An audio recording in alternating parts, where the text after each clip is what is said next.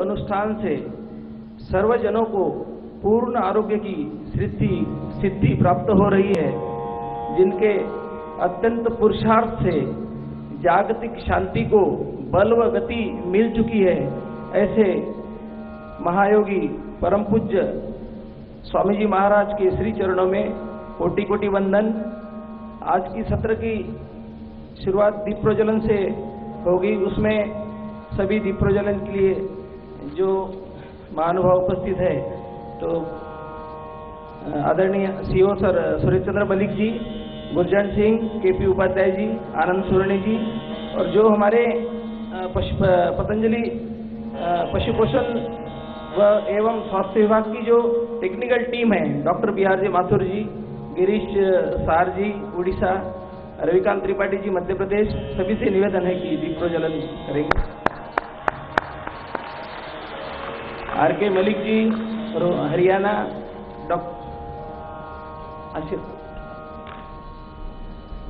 सभी को परम पूज्य स्वामी जी महाराज का आशीर्वाद लेकर अपने जगह पर योग के लिए जाना है।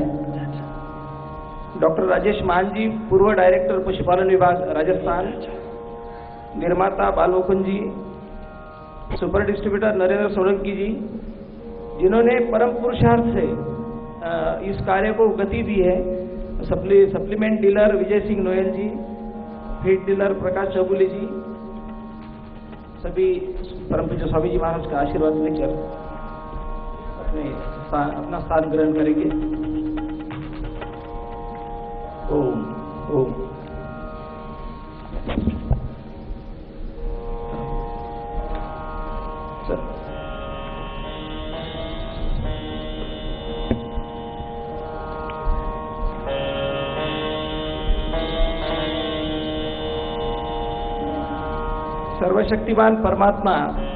सर्वशक्तिमान परमात्मा ने अपने सभी संतानों को संपूर्ण आरोग्य, शारीरिक, मानसिक, बौद्धिक, जिसमें तीनों आरोग्य सम्मिलित है, अपने अति प्रिय पुत्र को माध्यम बनाया है। तो आइए परम पूज्य स्वामी जी महाराज के श्री चरणों में इस अद्भुत योग विद्या को जानने, समझने और उसे आत्मसात कर जीवन को धन्य बनाने। ओम।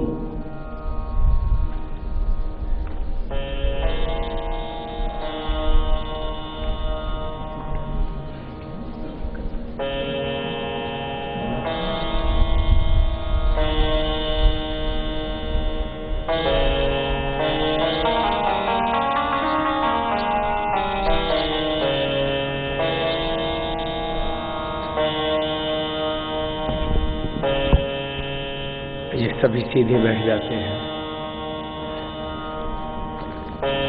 लंबा गहरा श्वास बहते हुए पावन ओंकार के उद्घोष के साथ साधना में प्रवेश करते हैं। ओंकार और गायत्री आदि मंत्रों का जब हम श्रद्धा, समर्पण, आस्था, विश्वास और प्रेम पूर्वक अर्थ भावना के साथ जब करते हैं, तो प्रभु के साथ हम एकाकार हो जाते हैं। वो भगवान तो सदा हमारे अंग संग है ही, हम उसको अनुभव करने लग जाते हैं। और यही सत्य है कि सब ज्ञान का,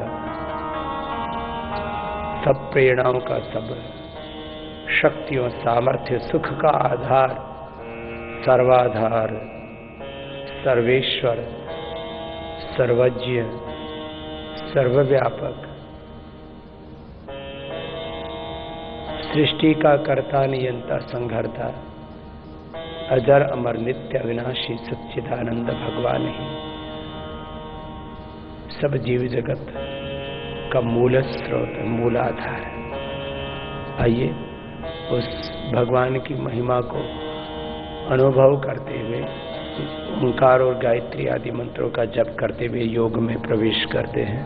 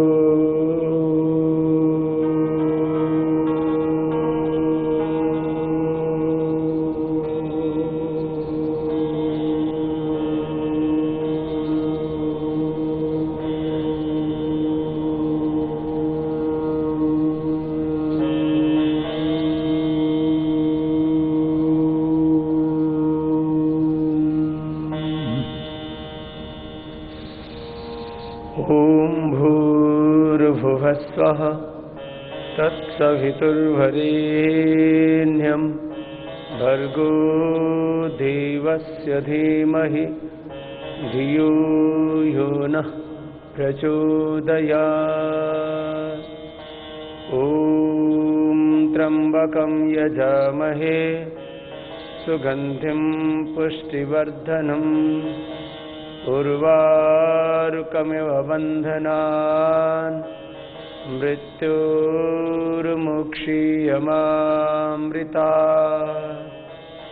ॐ सहना भवतु सहनौ भुनक्तु सह वीर्यं करवावहै तेजस्विनावधीतमस्तु मा विद्विषावहै। ॐ असतो मा सद्गमय तमसो मा ज्योतिर्गमय मृत्योर्मा अमृतं गमय। ॐ विश्वानि देव सवितर्दुरितानि परासुव यद्भद्रं तन्नासुव। ॐ सर्वे भवन्तु सुखिनः सर्वे सन्तु निरामयाः सर्वे भद्राणि पश्यन्तु मा कश्चित् दुःखभाग् भवेत्। ॐ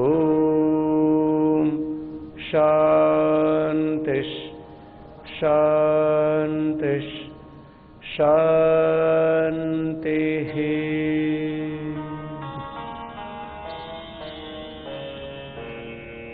अब प्रार्थना के बाद योगाभ्यास की साधना के क्रम में प्रथम हम प्राणायाम करेंगे और प्राणायाम के बाद जो नितांत आवश्यक है हमारे जीवन के लिए उतने कुछ आसनों का भी कुछ सूक्ष्म व्यायाम और सहज व्यायाम का भी अभ्यास करेंगे। बैठने के लिए दोनों हाथों को एक मुद्रा विशेष में रखते हैं।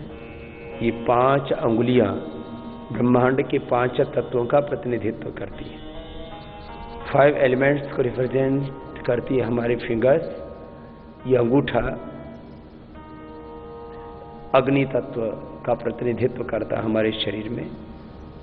तर्जनी वायु तत्व का, मध्यमा आकाश का, अनामिका पृथ्वी का, सबसे छोटी अंगुली जल तत्व का प्रतिनिधित्व करती है। पंच तत्वों में विकार आने से, असंतुलन आने से देह में रोग आते हैं, क्योंकि हमारा ये पंच भौतिक शरीर, पंच ज्ञानेन्द्रियां, पंच कर्मेंद्रिय और जिसको उभयेंद्रिय कहा जाता है ऐसा मन, ये सब पंच तत्वों से ही बने हैं। ध्यान मुद्रा, वायु मुद्रा, शून्य मुद्रा, पृथ्वी मुद्रा, वरुण मुद्रा, शक्ति या अपान मुद्रा, ऐसे अंगुलियों को भिन्न भिन्न प्रकार से मिलाने से भिन्न भिन्न मुद्राएं बनती हैं और इसका भी शरीर के आरोग्य के लिए बड़ा महत्व है। जिनकी उम्र अधिक है उनको तो वायु मुद्रा में बैठना चाहिए, क्योंकि जैसे जैसे आयुष्य बढ़ता है वैसे वैसे हमारे शरीर में वायु विकार बढ़ते हैं। घुटनों में दर्द होने लगता है, कमर में दर्द होने लगता है, सर्वाइकल स्पॉन्डिलाइटिस पेन होने लगता है, बॉडी में डिजनरेशन होने लगता है और शरीर की प्राण शक्ति कमजोर पड़ने लगती है उम्र बढ़ने पर। तो ये वायु मुद्रा प्राण शक्ति को सबल बनाती है और अर्थराइटिस आदि रोगों से मुक्ति दिलाती है। ऐसे बैठ करके जिनका मन बहुत अशांत है वैसे ध्यान मुद्रा में, जिनको मोटापा है वैसे मध्यमा को, जिनको कर्ण रोग है वो मध्यमा को ऐसे अंगुष्ठ के अग्रभाग से मिला दिया तो ये आकाश मुद्रा, जिनको मोटापा है वे ऐसे बैठे, जिनको मूत्र रोग है वो ऐसे, जिनको बहुत ज़्यादा दुर्बलता है वो अंत की 2 अंगुलियों को अंगुष्ठ के अग्रभाग से मिला देते हैं तो शक्ति मुद्रा, और कई बीमारियां एक साथ हैं तो अपान मुद्रा में ऐसे बैठ करके प्राणायाम का अभ्यास किया जाता है। अपान मुद्रा से बॉडी डिटॉक्स होती है। यहां से शुरू करते हैं। डायफ्रामेटिक डीप ब्रीदिंग होती है, लंबा गहरा श्वास भरते हैं, बाहर छोड़ते हैं।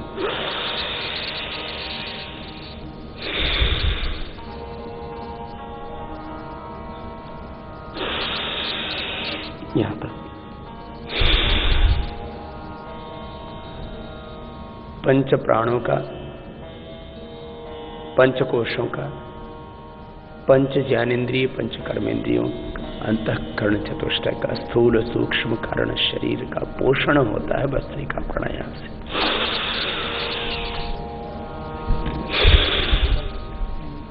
ऐसे 5 मिनट तक ये भस्त्रिका प्राणायाम करना है।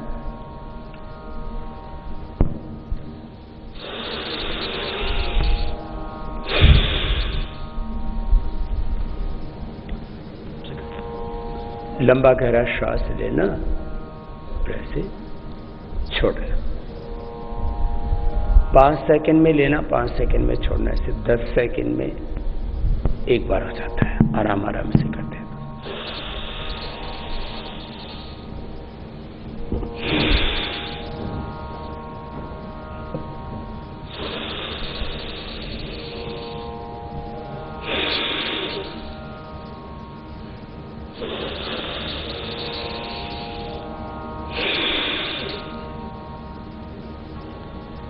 जिनके शरीर में बल अधिक है, माने युवा हैं, तो वो तेजी से कर सकते हैं। कैसे?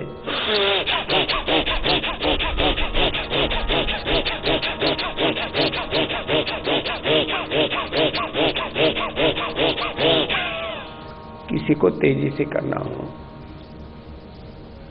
जैसे जो जवान होते हैं उनको कोई भी काम स्लो करना अच्छा नहीं लगता है, तो यंगस्टर्स के लिए बताया है तेजी से करना। जिनको उच्च रक्तचाप, हृदय रोग, हर्निया, कमर में दर्द, कमजोरी, उनको तेजी से नहीं करना। हाँ, जो युवा हैं, युवतियां हैं, वो इसे तेजी से कर लें। तेजी से करने से ना मन भी एकदम शांत हो जाता, प्राण शक्ति तो सबल होती है। तो अपने अपने सामर्थ्य के अनुसार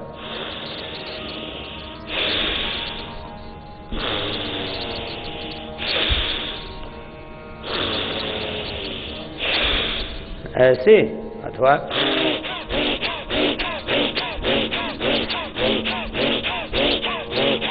ऐसे मध्यम गति से, अथवा ये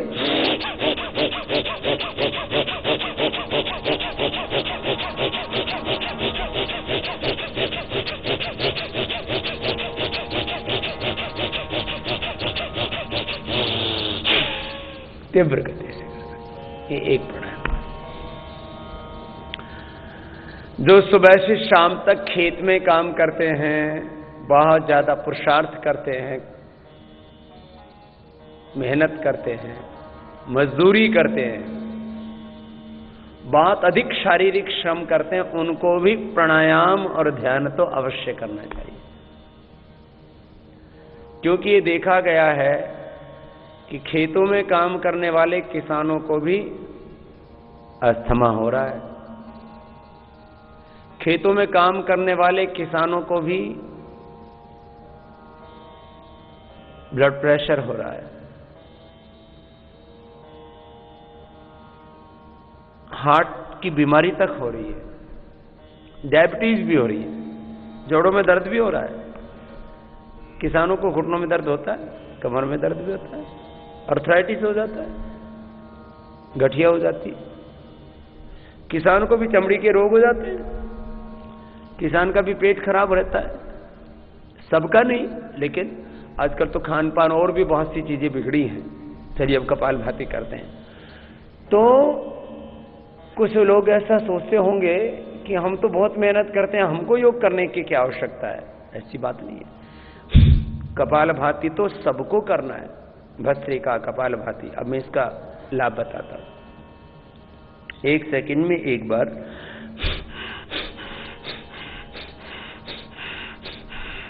और ऐसे करते जाइए। किसानों के लिए भी जरूरी है कपालभाति। ऐसे तो किसान और कपालभाति दोनों की राशि एक ही है, कैसे ही दोनों शुरू होते हैं। तो हर किसान कपालभाति करेगा तो उसको कोई बीमारी नहीं होगी और कोई बुराई भी नहीं फंसेगा। अब ये दो बड़ी समस्याएं, एक बीमारी, दूसरी बुराई। बहुत दिनों से आदरणीय डॉक्टर यशदेव शास्त्री जी की इच्छा थी और हमारे सभी पतंजलि ग्रामोद्योग और पीवीआरआई में जो सेवा दे रहे भाई, उन सब की भी, और पूरे देश भर में जो किसान सेवा केंद्रों के माध्यम से एक नई क्रांति को आगे बढ़ा रहे हैं, एक नए अभियान को, एक नया आंदोलन जो पूरे देश में खड़ा हुआ है, इसके साथ जुड़े भाइयों की बहुत दिनों से इच्छा थी कि एक शिविर पतंजलि ग्रामोद्योग के माध्यम से हमारे पतंजलि किसान सेवा केंद्र के संचालकों के लिए रखा जाए। ग्रामीण भारत की आर्थिक समृद्धि के लिए जो आप काम कर रहे हैं, एक नई दृष्टि के साथ आप लोग एक बहुत बड़ी सेवा में लगे, आपके लिए शिविर लगाया जाए। तो ये पतंजलि किसान सेवा केंद्र संचालकों का प्रथम शिविर है। इसमें आप सबका बहुत बहुत प्रथम तो अभिनंदन है। और अब ये आपके शिविरों का सिलसिला ऐसे ही जारी रहेगा। और अभी तो आपकी संख्या, अभी हमने सीमित संख्या में आपको आमंत्रित किया है। अगली बार जब शिविर होगा तब आपकी संख्या भी और बढ़ जाएगी। और जो इस शिविर में भाग नहीं ले सकें, क्योंकि तो बहुत शॉर्ट नोटिस पर शिविर रखा है, तो उनको अगले शिविर में 4-5 हजार भाई बहनों की व्यवस्था की जाएगी। इस तरह से एक आगे का स्वरूप रखेंगे। और कपालभाति करते करते आप जो कार्य कर रहे हैं उसकी भी बात करेंगे, और योग क्या कार्य करता आपके भीतर उसकी भी बात करेंगे। मिलावट की बात मनुष्य के लिए तो बहुत उठती है कि भाई एडल्टेशन अंग्रेजी में उसको कहते हैं। आम हिंदी भाषा में मिलावट बोला जाता है, अंग्रेजी में एडल्टेशन कहते हैं कि मनुष्य के आहार में एडल्टेशन नहीं होने चाहिए। फूड में एडल्टेशन ये बहुत बड़ा क्राइम है, बहुत बड़ा क्राइम, क्योंकि आहार से आदमी की मौत भी हो सकती है। किडनी फेल हो रही है लोगों की आहार में मिलावट से, लीवर फेल हो रहे हैं, कैंसर तक की बीमारियां हो रही है मिलावट से। मनुष्य के घी में, तेल में, दूध में कौन सी ऐसी चीजें जिसमें मिलावट ना हो, ऊपर से नीचे तक। देखो मैं कपालभाति करते करते बता रहा हूं, ये कपालभाति सारी चीजों को साफ करती है, शुद्धिकरण करती है। मूलाधार से लेकर के सहस्रार तक हमारे अंतः चक्रों को जागृत भी करता है कपालभाति प्राणायाम। ये बॉडी को डिटॉक्स करता है। मैं कुछ तो इसके ऐसे लाभ हैं जिसको आप तुरंत अनुभव कर सकते हैं। जैसे किसी को उठते ना कमर में एक भारीपन सा रहता है, कपालभाति कीजिए, वो भारीपन थोड़ी देर में दूर हो जाएगा। बहुत ज्यादा कमर में दर्द रहता है तो धीरे धीरे कीजिए। कपालभाति करते गैस्ट्रिक के प्रॉब्लम में तुरंत फायदा हो जाएगा। गैस निकल रही है ना, गैस में करते ही फायदा, इंस्टेंट रिजल्ट वाली है ये। तो कपालभाति करते ही फायदा गैस में, एसिडिटी में। इससे पेट के अंदर की क्रिया ठीक होने लगती है। एसिडिटी होती क्यों है? हमारी आंतें, आमाशय, यकृत और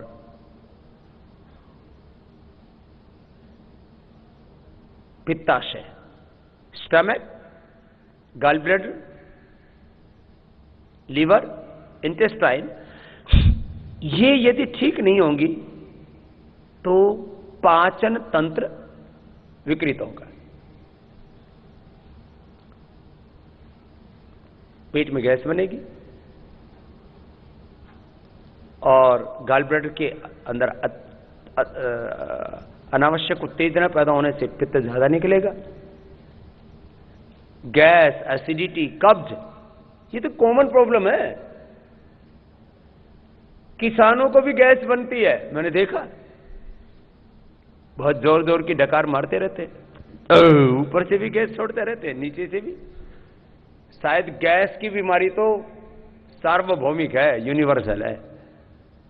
कपालभाति से गैस की बीमारी ठीक होगी और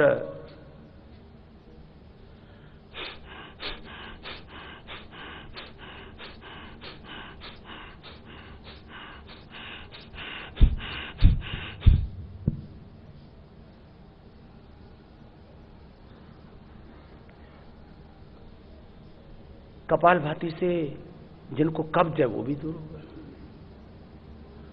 किसानों को भी कब्ज है, जो मजदूरी करते हैं, मेहनत करते हैं, उनको भी कब्ज है। कपालभाति से कब्ज की बीमारी दूर होगी, कॉन्स्टिपेशन, बवासीर की बीमारी होने लग जाती है लोग। इससे तो बवासीर ही नहीं, बवासीर को अंग्रेजी में पाइल्स बोलते हैं। फिर उसमें जो मस्से हो जाते हैं वो फट जाते हैं, उसको फिशर बोलते हैं। फिर एनस के पास, गुदा द्वार के पास एक छिद्र सा हो जाता है, वो ऐसी नली सी तैयार हो जाती है, उसको फिस्ट्यूला बोलते हैं, भगंदर, बहुत पीड़ा देता है। पाइल्स, फिशर, फिस्ट्यूला कपालभाति से दूर हो जाता है। किसानों को भी किडनी में पथरी हो जाती है। ये पथरी तो एवरेज लोगों को पता नहीं है, ऐसे ही किसी की तो जिंदगी यूं कट जाती है, किसी के तो शमशान में जाकर के निकलती है, पता ही नहीं लगता। कभी कभी दर्द हुआ तो ध्यान नहीं दिया।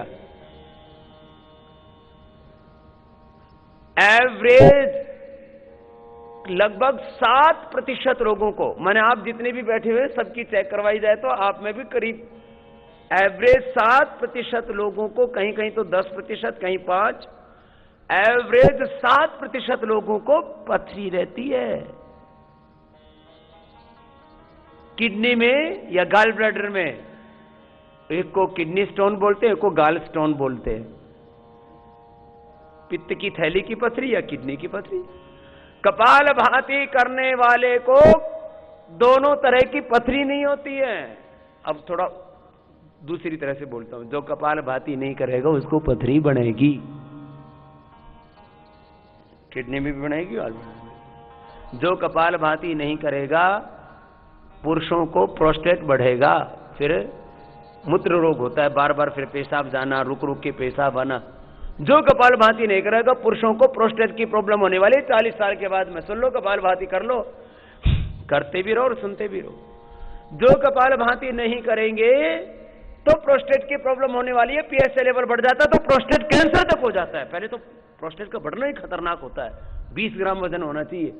40 साल की उम्र पहुंचते पहुंचते 20 से 25, 30, 40, 50 ऐसे बढ़ने लगता है, फिर कैंसर हो जाता है। और माताओं बहनों को, माताओं बहनों कि यूट्रस में फाइब्रस ओवरी में सिस्ट, पॉलीसिस्टिक ओवरी, माने गर्भाशय में गांठ हो जाती है, पेट में गांठ रसोली बोलते हैं, या ब्रेस्ट में गांठ हो जाती है, या पीरियड गड़बड़ होने लगते हैं। पुरुषों को प्रोस्टेट कैंसर, लेडीज को यूट्रस का कैंसर या ब्रेस्ट कैंसर। और शरीर में कहीं पर भी, किसी को पैरों में, किसी को हाथों में गांठें होती हैं। 3 तरह की गांठ होती है, एक टीबी वाली गांठ, एक बिना टीबी वाली गांठ, एक कैंसर वाली गांठ। एक टीबी वाली गांठ एक बिना टीबी वाली गांठ, उसको ऐसे लाइपोमा बोलते हैं, बेनाइन ट्यूमर बोलते हैं, एक मैलिग्नेंट ट्यूमर। कपाल भाती करने से सभी तरह की गांठें घुल जाती हैं। इतना जबरदस्त है। अब बताओ गांठ किसको नहीं है? ये भी करीब 5 से 10% लोगों को, किसी को हाथों में, किसी को पैरों में, कहीं पर न कहीं ऐसे ऐसे टटोलते हैं तो पता लगता है ये तो गांठ हो गई। किसी को गांठ, किसी को मस्सा, किसी को यहाँ चेहरे पर, किसी को यहाँ गर्दन में, किसी को माथे पर, किसी को तो पता नहीं कहां कहां शरीर में, बहुत जगह मस्से हो जाते हैं। कपाल भाती नहीं करने वालों को मस्से हो सकते हैं, कपाल भाती नहीं करने वालों को गांठ हो सकती है, कपाल भाती न करने वालों को हड्डियां कमजोर हो सकती है। ऑस्टियोपीनिया, ऑस्टियोपोरोसिस, आर्थराइटिस बोलते हैं उसको, हड्डियां कमजोर होना। कपाल भाती नहीं करोगे तो हड्डियां कमजोर होगी क्या होती है?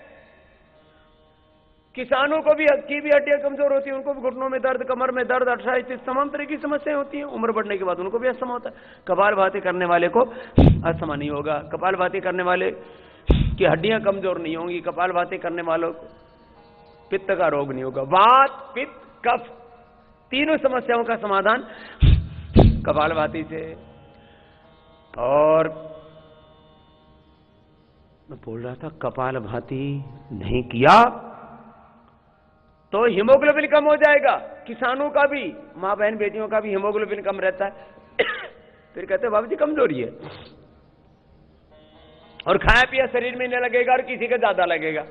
ज्यादा लगेगा तो मोटे मोटे हो जाओगे, और कम लगेगा तो गांव में एक बात बोलते हैं, और खाता पीता तो बहुत है, बालक लगता नहीं, ऊपर से खाया नीचे से निकल गया। इनपुट आउटपुट बराबर है। बीच में डटना चाहिए और शरीर में लगना चाहिए। लगने का मतलब, जो हम खाना लेते हैं उसमें कार्बोहाइड्रेट होता है, मिनरल्स होते हैं, विटामिन होते हैं, न्यूट्रिशंस होते हैं, माइक्रो न्यूट्रिशंस होते हैं, vitamin A, vitamin B, vitamin C, vitamin B12, vitamin D, vitamin D3, vitamin B12, इसकी कमी, कैल्शियम की कमी, आयरन की कमी, बोलो ये होती है कि नहीं होती? फिर गोलियां खाते रहते हैं। जो कपाल भाती करेंगे उनको इस किसी भी पोषक तत्व की कमी नहीं होगी। विटामिन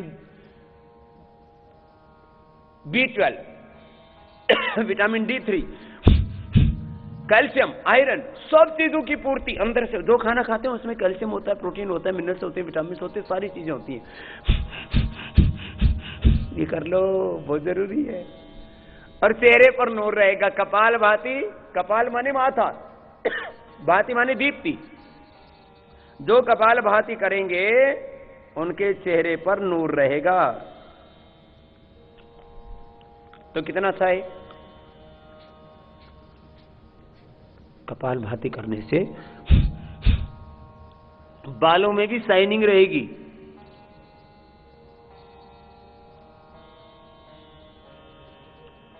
चमड़ी में शाइनिंग रहेगी। चेहरे पर ग्लो, शाइनिंग चाहिए। सब आदमी चाहते हैं मैं जिधर चलूं तो जमाने की निगाहें मुझ पर हों। ऐसा खूबसूरत शरीर सबको चाहिए। चमकता हुआ भाल, ललाट, उभरी हुई भुजाएं, जंघाएं, उभरा हुआ सीना, सिकुड़ा हुआ पेट, कसी हुई कमर, पूरा शरीर सुंदर होना चाहिए, चमकता हुआ होना चाहिए। सबसे बड़ा सौंदर्य है भौतिक रूप से। सबसे पहला इंप्रेशन होता है आदमी का बॉडी से, उसकी हेल्थ। पतंजलि दुग्धामृत और फीड सप्लीमेंट्स और पशु औषधियों का काम करने जा रहे हैं। इसमें पतंजलि सेवा केंद्रों की बहुत बड़ी भूमिका होगी। आप इस देश को बचाने का, किसानों को बचाने का, देश को आगे बढ़ाने का बहुत बड़ा ऐतिहासिक काम कर रहे हैं, बहुत बड़ी सेवा कर रहे हैं। व्यापार तो उसका एक छोटा सा हिस्सा है। ये देश बनाने वाला काम है, देश बचाने वाला काम है, देश का भविष्य बनाने वाला काम है। खैर, कपाल भाती करते करते करो करो, थोड़ी सी कर लो, फिर आगे इसको पूर्णाहुति की तरफ बढ़ाएंगे 5 मिनट बाद। और अब मैं बात ही कह रहा था, आदमी के जिस्म में तो मिलावट का जहर घुल ही रहा था, तमाम तरह की चीजों से। माने खाने पीने की चीजों में मिलावट, औषधियों में मिलावट, और फिर प्रदूषण। एक तो एडल्टेशन और दूसरा प्रदूषण, बहुत ज्यादा पॉल्यूशन। एडल्टेशन एंड पॉल्यूशन, वायु प्रदूषित है, मिट्टी, हवाएं, कई तरह के प्रदूषण।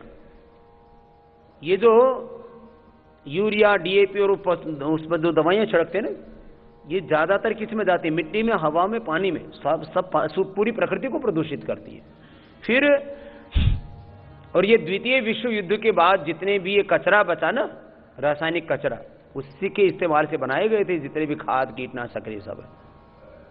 बहुत बड़ा इसका कुचक्र है। इसके ऊपर तो पूरी दुनिया के अंदर जो पर्यावरण के लिए काम करने वाले लोग हैं, जो मानवता की भलाई के लिए काम करने वाले साइंटिस्ट हैं, एनजीओज हैं और बड़े बड़े इंस्टीट्यूशंस हैं, वो बहुत ज़बरदस्त तरीके से काम कर रहे हैं। हमारे हिंदुस्तान में इसके लिए कम जागरूकता थी, उसको हम आगे बढ़ा रहे। तो मनुष्य को बचाना, मनुष्यता को बचाना, ये तो एक पक्ष था। मैं कह रहा था एडल्ट्रेशन, पोल्यूशन, इसमें मनुष्य के लिए तो फिर भी कुछ ध्यान देने वाले संगठन, कुछ संस्थाएं, सरकारें भी, क्योंकि आदमी वोट देता है ना, पशु तो वोट देता नहीं। तो आदमी के वोट के चक्कर में फिर भी कुछ चीजों पर ध्यान दे दिया जाता है। खास करके जब चुनाव होते हैं तो उस समय तो सारी राजनीतिक पार्टियां थोड़ा ध्यान देती है, भाई देखो हम तुम्हारे लिए काम कर रहे हैं। तो ये पशु तो वोट भी नहीं देता बेचारा, तो इसको कौन ध्यान दे? तब हमने कहा भाई ना तो हमको आदमी का वोट चाहिए और ना पशु से तो कोई भाई हमारा तो कोई स्वार्थ तो है नहीं। एक सन्यासी का कार्य है निस्वार्थ भाव से, जहां पर भी कहीं गलत हो रहा है, चाहे वो आदमी के साथ अन्याय हो रहा है या पशु के साथ अन्याय हो रहा है, सन्यासी को अन्याय को दूर करके सत्य, धर्म और न्याय की स्थापना करना, ये सन्यासी का धर्म है। बहुत से लोग सोचते हैं ये एक बाबा जी जो है ये इतने काम क्यों कर रहा है? अभी बाबा जी नहीं करेगा तो और तो कोई करने का नहीं। सन्यासी का काम अपने स्वरूप में रह करके, अपने स्वधर्म में रह करके, अपनी उच्च चेतना में, दिव्य भागवत चेतना में रह करके जो भी संसार की भलाई के काम है, चाहे वो पशुओं की भलाई के काम हो, चाहे मनुष्यों के भलाई के काम हो, वो सारे काम करने की आवश्यकता है। खैर आगे बहुत बड़े काम कर रहे हैं। अभी आपको कपालभाति किया, बाह्य प्राणायाम कराते हैं, फिर उज्जाई कराएंगे, फिर अनुलोम विलोम भ्रामरी उद्गीत, और फिर बहुत जरूरी जितना आपके लिए व्यायाम है वो भी बताएंगे। फिर दिन भर इस बारे में और हम एक जागृति लेकर के आ रहे। और एक खास बात यह है, पहले कोई आदमी पशु के लिए काम करे तो आम आदमी उसको सुनता ही नहीं था। अब मैं यदि पशुओं के बारे में बात करता हूं तो आम आदमी सुनता है, क्योंकि उसको पता है बाबा जी जो काम बात बता रही है तो हमारे काम की बात है। जब तक पशु स्वस्थ नहीं होगा और तब तक आदमी स्वस्थ नहीं हो सकता, क्योंकि आधा व्यक्ति का खाना खेत से आता है और आधा व्यक्ति का खाना पशु से आता है। तो आदमी को स्वस्थ तभी कर सकते हैं जब हमारे खेत खलियान ठीक होंगे और जब हमारी गाय भैंस ठीक होंगी, क्योंकि गाय भैंस से जो दूध आएगा वो तो आदमी के जिस्म में जाएगा। अब आदमी का खून टेस्ट किया गया और जो माताएं अपने बच्चों को स्तनपान कराती हैं उनका स्तन का दूध टेस्ट किया गया तो उसमें जहर मिले। आदमी के खून में जहर है और माँ बहन बेटियां तो अपने बच्चों को दूध पिलाती उसमें जहर घुस गए। ये तभी ठीक हो सकता है आदमी जब खेत खलियान शुद्ध होंगे और जब पशु का दूध शुद्ध होगा। और दूध से फिर घी बनता है, दूध से ही फिर मक्खन मलाई बनती है, दूध से ही पनीर बनता है। कौन आदमी है जो इनका इस्तेमाल नहीं, दही छाछ से लेकर के ये सारी चीजों का उपयोग करता है। इसलिए इस अभियान को आदमी सोच रहे ये तो मेरे काम की बात है। अब वो तो कर नहीं सकता। अब एक किसान का जो है उसको कुछ लोगों ने सोच लिया किसान हमसे अलग है, उसकी जिंदगी तो अलग। लेकिन अब बड़े बड़े सेठों को लग रहा है, बड़े बड़े डॉक्टर, इंजीनियर, साइंटिस्टों को लग रहा है भाई तुम कितने बड़े डॉक्टर हो जाओ, कितने बड़े साइंटिस्ट हो जाओ, देश के कितने बड़े एमएलए, एमपी, सीएम, पीएम बन जाओ, प्रेसिडेंट बन जाओ, कितने ही बड़े तुम उद्योगपति बन जाओ, कितने बड़े जज बन जाओ, कितने बड़े अधिकारी बन जाओ, व्यापारी बन जाओ, खाना पड़ेगा सबको रोटी, खाना पड़ेगा सबको दूध, दही, घी, पनीर। और भाई ये आएंगे खेत खलियान से। इसलिए खेत खलियान और किसान और पशुधन, जब तक ये ठीक नहीं होंगे तो हिंदुस्तान के इंसान ठीक नहीं रह सकते। कितने बड़े हो जाए, कितने बड़ा व्यापारी हो, कितना बड़ा अधिकारी हो, कितना बड़ा आदमी हो, खानी तो सबको रोटी पड़ेगी, दूध पीना तो दूध दही छाछ यही पड़ेगा, और वो ठीक कौन करेगा? तो हम उसको भी ठीक करने की हमने ये जिम्मेदारी ली, दायित्व लिया है कि ये भी हमारा कर्तव्य है। तो इस दिशा में बहुत काम करना है। बाह्य प्राणायाम कर लेते हैं, फिर उज्जाई, फिर अनुलोम विलोम, भ्रामरी, उद्गीत, ये देखो, और थोड़ी देर ध्यान। ये 8 प्रक्रियाएं तो सबको करनी है, बहुत जरूरी है सबके लिए, नहीं तो बहुत खतरा है।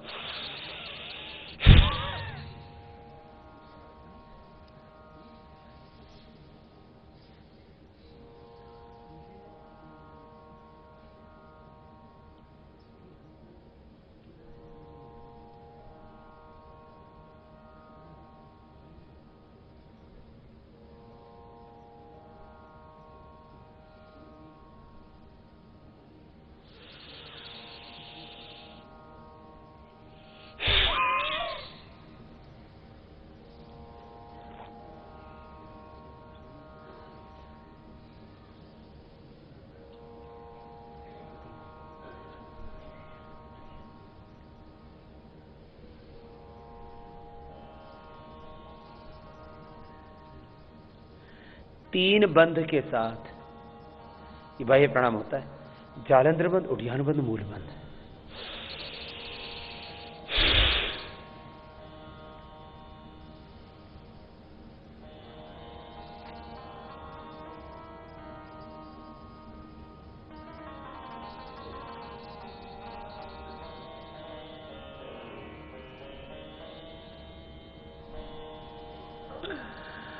तो ये तो बाह्य प्राणायाम पेट के लिए बहुत अच्छा, डायबिटीज के लिए भी बहुत अच्छा है, जिनको धातु रोग है, शरीर में कमजोरी है कई तरह की, उनके लिए भी बहुत अच्छा है। अब अग्निसार करते हैं।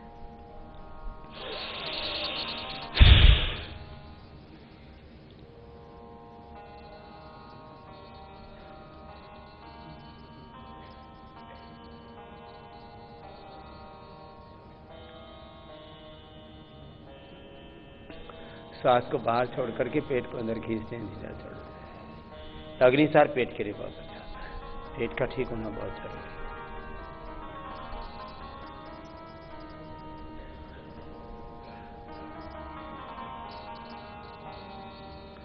है। एक बहुत बड़ा शब्द आपको बता रहा हूं, यद्यपि दर्शनों का शब्द है, कारण कार्य संबंध। यदि इन 2 बातों को हम नहीं समझेंगे तब तक जीवन को ठीक से नहीं समझ सकते। कारण, बिना कारण के कोई कार्य नहीं होता है। कारण कार्य संबंध से हम आपको पूरा शरीर विज्ञान और सृष्टि विज्ञान समझाएंगे। एक बार उज्जाई कराएंगे, फिर अनुलोम विलोम, और फिर ये जो हम अलग अलग प्रकार के जो प्रकल्प चला रहे हैं, ये सारे प्रकल्प और विविध दिशाओं में चल रहे ये सारे सेवा के कार्य, इन सब के पीछे हमारा संकल्प क्या है वो आपको हम आगे बताएंगे। उज्जाई एक बार कीजिए, ये गले और धारण के लिए बहुत जरूरी है।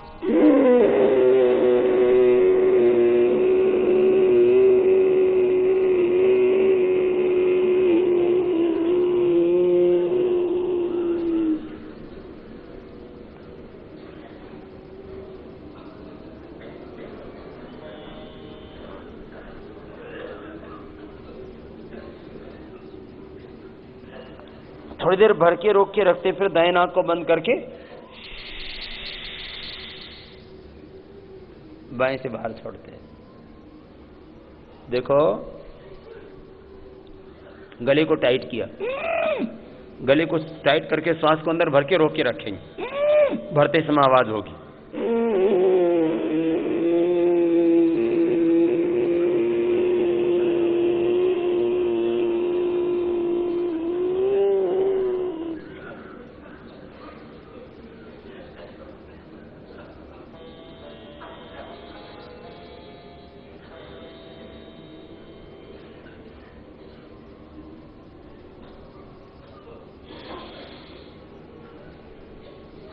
थोड़ी देर रोक के रखते हैं, दाएं नाक को बंद करके।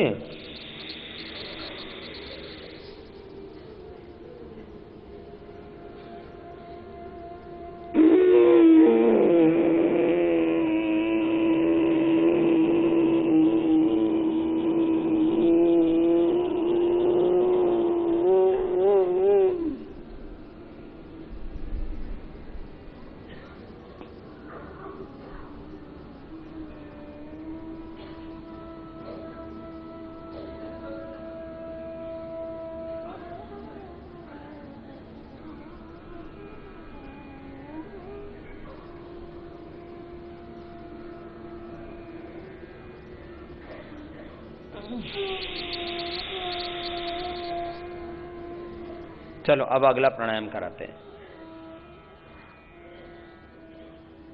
अनुलोम विलोम बहुत जरूरी है।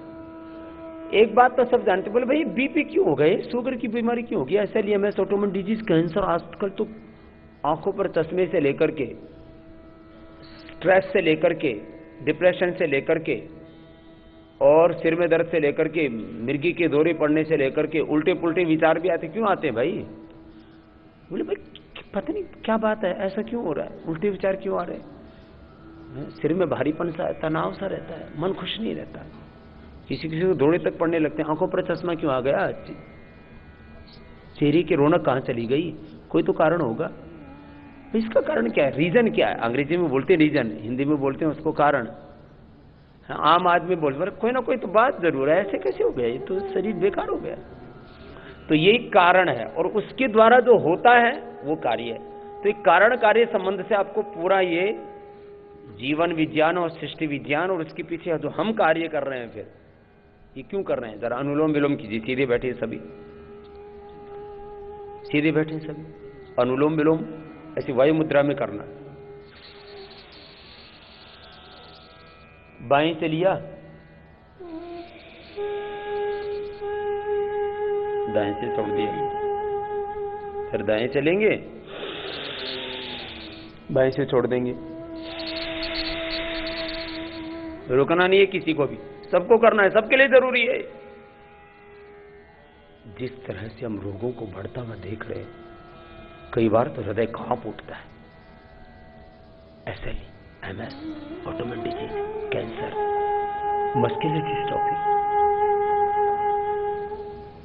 डिप्रेशन, एक्यूट डिप्रेशन, सिजोफ्रेनिया, पागलपन जैसा हो रहा आदमी के, शरीर के रोग, मानसिक रोग। एवरेज जब हमने निकाला, अभी मैं कह रहा था आपको, 5 से 7% लोगों को पथरी की बीमारी है। गांव में भी 5 से 10%, कहीं कहीं तो 15% लोगों को ब्लड प्रेशर की बीमारी। 5 से 15% लोगों को ब्लड प्रेशर, 5 से 15% लोगों को, एवरेज 10% लोगों को शुगर की बीमारी। और बड़ी उम्र में तो सभी को आर्थराइटिस की बीमारी, बड़ी उम्र में, आफ्टर 50। 50 साल के बाद में अक्सर सभी लोगों को आर्थराइटिस की बीमारी, जोड़ों में दर्द की समस्या, घुटनों में, कमर में, कहीं ना कहीं दर्द की समस्या। 50 साल के बाद में थोड़ी बहुत कफ की समस्या और पेट की समस्या। 50 साल के बाद तो 100% लोगों को कोई ना कोई समस्या रहेगी। जैसे बॉडी में डिजनरेशन होता है तो कई तरह के रोग आ जाते हैं। माने करोड़ों लोगों को पथरी, करोड़ों लोगों को बीपी, करोड़ों लोगों को शुगर, करोड़ों लोगों को हार्ट की बीमारी, करोड़ों लोगों को लीवर किडनी की बीमारी, थायराइड की बीमारी, फेफड़े की बीमारी, करोड़ों लोगों को चमड़ी के रोग, करोड़ों लोगों को खून की कमी, करोड़ों लोगों को कैल्शियम की कमी, करोड़ों लोगों को विटामिन की कमी, करोड़ों लोगों को, मैं 125 करोड़ लोगों की बीमारियों को यदि गिनता हूं तो 100 करोड़ से ज्यादा लोग मेरे हिंदुस्तान में बीमार हैं। बच्चों को अलग तरह की बीमारियां, जवानों को अलग तरह की बीमारियां, किसी को शारीरिक, किसी को मानसिक, और शरीर में कोई ना कोई छोटी बड़ी प्रॉब्लम। तो अब आंखों पर चश्मा भी एक बीमारी है, आंखें कमजोर हो गई, कमजोरी का नाम ही तो बीमारी है। किसी भी तरह का शरीर में असंतुलन है, कोई मोटा है, कोई पतला है, किसी के अंदर वैसे वीकनेस है, किसी में ऐसी ओबेसिटी आ गई है, किसी न किसी तरह के फिजिकल एंड मेंटल डिसऑर्डर्स, हर शरीर में किसी न किसी तरह का रोग, और हर एक मन में किसी न किसी तरह का विकार पैदा हो जाता है। योग से ही हम शरीर को निरोग और अपने मन को निर्बीज कर सकते हैं। उनके भीतर के सब विकारों के बीज, सब भीतर का अंधकार, तमस मिटा सकते हैं। ये कितनी बड़ी बात है। और इस सब का कारण है अशुद्ध आहार और अशुद्ध विचार। शुद्ध आहार व शुद्ध विचार ही स्वस्थ जीवन का आधार है। यह हमने एक बड़े पैमाने पर एक मुहिम चलाई, देश के लोगों को बताया करो अनुलोम विलोम करो, रुको मत, करने लगातार। एक कण भी गलत आहार का अंदर जाएगा तो आहार हमारे शरीर का हिस्सा बन जाता है। आप लय के साथ लगातार कीजिए। आहार से हमारा शरीर बनता है और विचार से हमारा मन, हमारा मस्त जो है संस्कार बनता है, हमारी भावनाएं बनती है। फिजिकली इमोशनली हम लोग क्यों कमजोर पड़ गए हैं? क्योंकि हमारे आहार और विचार शुद्ध नहीं रह गए हैं, और आहार विचार शुद्ध हुए बिना हम स्वस्थ, सुखी, शांत नहीं हो सकते। सब स्वस्थ रहना चाहते हैं, सब सुखी होना चाहते हैं, सब शांति से जीवन जीना चाहते हैं। न तो स्वास्थ्य है, न सुख है, न शांति है। पीस ऑफ माइंड कहां है? जिस किसी को देखो वही अशांत घूम रहा है। अनुलोम विलोम कीजिए तो हम आहार को भी शुद्ध करेंगे, विचार को भी शुद्ध करेंगे, फिर हमारा आचरण भी शुद्ध होगा। जिसका आहार और विचार शुद्ध होगा उसका आचरण शुद्ध होगा। जिसका आहार और विचार शुद्ध नहीं होगा उसका आचरण शुद्ध हो ही नहीं सकता। कारण ठीक नहीं होगा तो कार्य ठीक कैसे होगा? आचरण तो कार्य है, कारण है आहार और विचार। मैं कह रहा था कारण और कार्य इसको ठीक से नहीं समझेंगे तो गड़बड़ी होगी। अनुलोम विलोम लगातार कीजिए।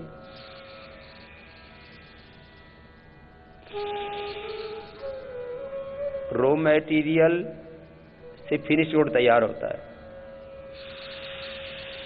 आहार और विचार हमारे बॉडी और ब्रेन का रॉ मटेरियल है।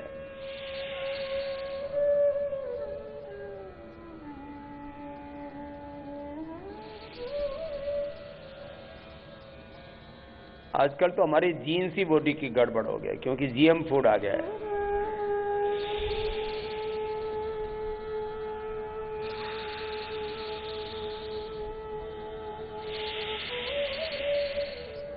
लगातार करें, कंटिन्यू करने की आदत डालिए। किसी को बहुत ज्यादा थकान हो जाती है तो 5 मिनट के बाद एक बार रुक सकते हैं। कम से कम 5 मिनट का एक राउंड होना चाहिए। इसका करते रहिए, अनुलोम विलोम लगातार कीजिए। जिनकी आदत नहीं है वो आदत डालिए। किसी किसी की आदत नहीं है तो बीच में छोड़ देते हैं। छोड़ना नहीं है। चलो, ये तो मैंने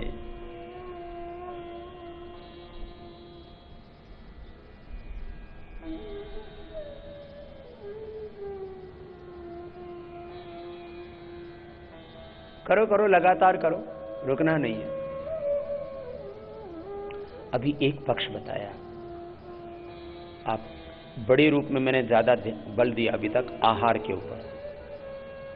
युक्ताहार विहार से युक्त चेष्टा से कर्म से युक्त स्वप्नावबोध से योगो भवति दुखम।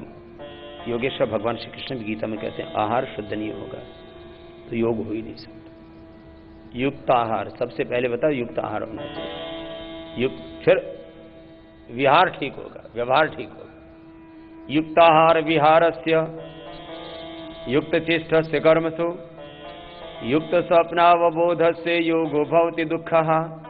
आहार शुद्धौ सत्व शुद्धि सत्व शुद्धौ ध्रुवा स्मृति स्मृतिर्लब्धि सर्वग्रंथीनां विप्रमोक्षाः। गीता हो, उपनिषद हो, वेद हो, सब में आहार की शुद्धि पर बड़ा बल दिया। अब विचार की शुद्धि की बात करता। अनुलोम विलोम करते करते थोड़ा थक गए होंगे, 5 मिनट हो गए थे। जरा एक बार सूक्ष्म व्यायाम करा देते हैं और जरा कुछ सूक्ष्म बातें भी बता देते हैं। सूक्ष्म व्यायाम और प्राणायाम में ये तो सब करें, सबको करना चाहिए। अब कुछ सोचते होंगे और सोचना लाजमी भी है कि बाबा जी ये सब करने की प्रेरणा आपको कहां से मिलती है? जैसे हम तो चलो करोड़ों लोगों को प्रेरणा देते हैं, सुबह उठते ही 4 बजे से ही शुरू कर देते हैं। बाबा जी आपको ये प्रेरणा कहां से मिलती है? बिना प्रेरणा के कोई काम तो होता नहीं। या तो प्रेरणा गुरुओं से, माता पिता से, बड़ों से मिलती है, या अंतः प्रेरणा भी होती है। थोड़ा सूक्ष्म व्यायाम कर लीजिए पहले। तो हमारी प्रेरणा का आधार क्या है? तो सबसे बड़ी प्रेरणा का आधार तो सबके भीतर ही अंतः प्रेरणा। क्या है बोलिए आप सब भी? अरे जोर से तो बोलो। तो अंतः प्रेरणा, जब आप योग करते हो तो आप सबको भी अंतः प्रेरणा और अच्छी होने लगती है। आत्मा में परमात्मा की प्रेरणा जो होती है, गांव का अनपढ़ आदमी भी क्या बोलता है? आत्मा सो, जोर से बोलो, आत्मा सो। आत्मा सो परमात्मा का मतलब यही है कि हर एक आत्मा में परमात्मा की प्रेरणा उठती है और भगवान हमें रास्ता दिखाते हैं। फिर भी गड़बड़ करते हैं, वो एक अलग बात है। दोनों हाथ को देखो, ऐसे करें, कितना अच्छा है ना। चलो फिर ऐसे ये थोड़े हाथ पैर हिला लिया करो। गांव में बोलते हैं ना, हाथ पैर हिला ले थोड़े, नहीं तो जाम हो जाएंगे। तो ये हाथ पैर हिलाने वाला काम है, सूक्ष्म है। तो सबसे बड़ी प्रेरणा है अंतः प्रेरणा। सबसे बड़ी प्रेरणा क्या है बोलो? तो हर एक की आत्मा में बैठा परमात्मा उसको राह दिखाता है। गलत काम करते हैं तो अंदर से आवाज क्या आती है? ऐसा मत कर। फिर आत्मा की आवाज को आदमी दबा देता है। किसी को मारने की सोचते हैं तो क्या कहता है? अरे मत मार भाई किसी को। चोरी करने की सोचते हैं तो क्या अंदर से आता है? चोरी मत कर। कोई भी गलत काम करने की सोचेंगे तो अंदर से क्या आवाज आएगी? ऐसा मत कर। फिर हम अपने आत्मा की आवाज को मार करके फिर कुछ कर लेते हैं, तो अलग बात है। तो सबसे बड़ी प्रेरणा का आधार क्या है बोलो? अंतः प्रेरणा। तो ये हमारे अंदर एक तो अंतः प्रेरणा जो आती है, हम अब उस अपनी अंतः प्रेरणा को दबाते नहीं है, उसको मारते नहीं है। जैसे भगवान कहता है बस वैसे ही करते जाते हैं। तो जहां जहां हमने अन्याय देखा, जहां जहां हमने दुख देखा, दरिद्रता देखी है, अज्ञान देखा, अभाव देखा, अन्याय देखा, ये तीन चीज हमने जहां जहां देखी, अन्याय, अभाव और अज्ञान, वही हमने काम शुरू कर दिया। दोनों हाथ की उंगली को इंटरलॉक कर लीजिए। जब हमने मनुष्य के साथ देखा कि ये तो अन्याय हो रहा है, चिकित्सा के नाम पर भी अन्याय हो रहा है, शिक्षा के नाम पर भी अन्याय हो रहा है। अभी चिकित्सा के क्षेत्र में करोड़ों लोगों पर अन्याय होता है, दवाइयों के नाम पर, इलाज के नाम पर, उपचार के नाम पर अत्याचार होता है। चिकित्सा के क्षेत्र में तो काम हमने बहुत वर्ष पहले शुरू कर दिया, और शिक्षा के क्षेत्र में भी बड़ा काम कर रहे हैं। आदमी को ठीक से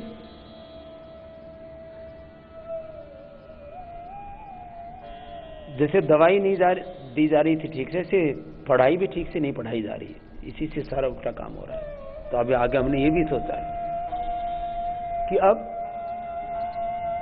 चिकित्सा के साथ साथ अब शिक्षा के क्षेत्र में भी जो अन्याय हो रहा है उसको वो दूर करेंगे। मनुष्य के साथ जो अन्याय हो रहा है उसको तो हमने दूर करने के लिए अनेक प्रकार के कार्य शुरू किए। पशुओं के साथ जो अन्याय हो रहा है, धरती माता के साथ जहां जहां अन्याय है, जहां जहां अज्ञान है, जहां जहां अभाव है, वहां वहां हम काम कर रहे हैं उस क्षेत्र में। और इस सब का मूल आधार अंतः प्रेरणा,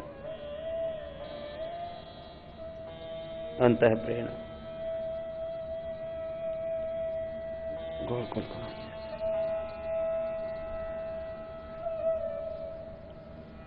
दोनों तरफ से ऐसे कर लीजिए, फिर ऐसे कर लीजिए। ये तो सूक्ष्म व्यायाम हो गई ऊपर वाले हिस्से के।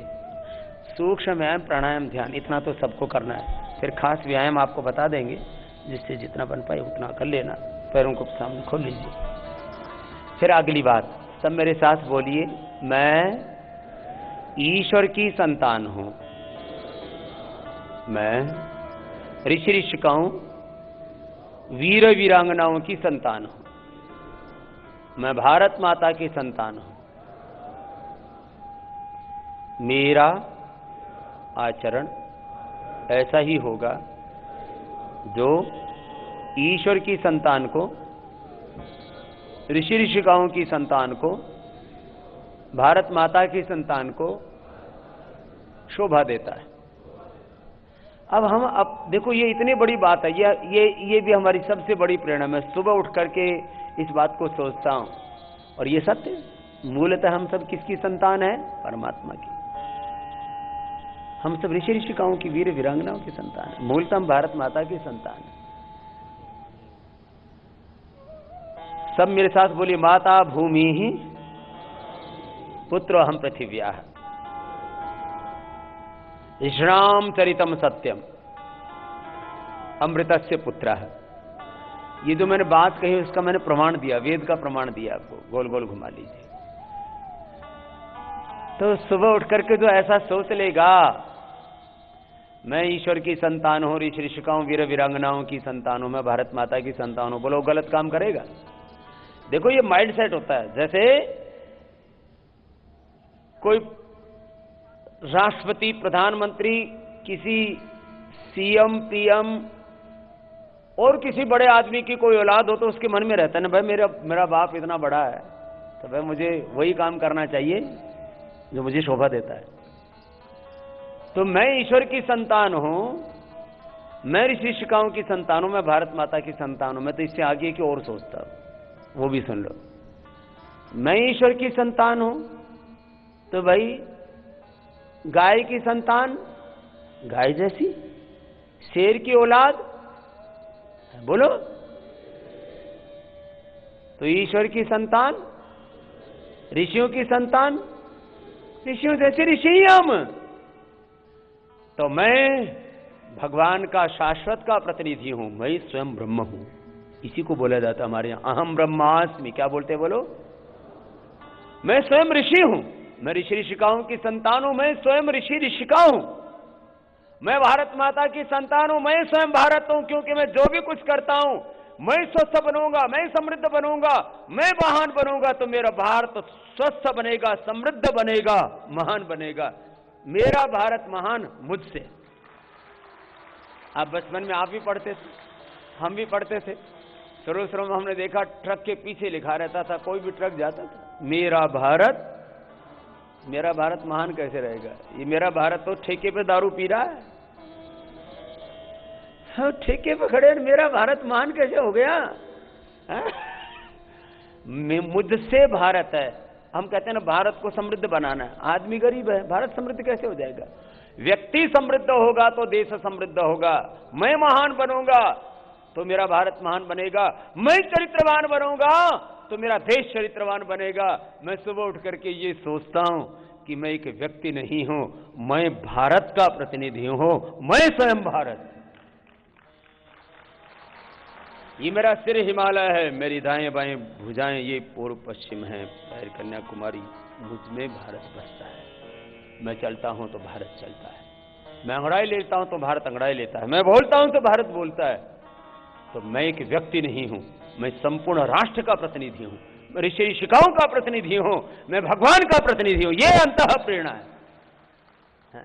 बताओ, ये प्रेरणा जिसकी होगी वो सही काम करेगा कि नहीं?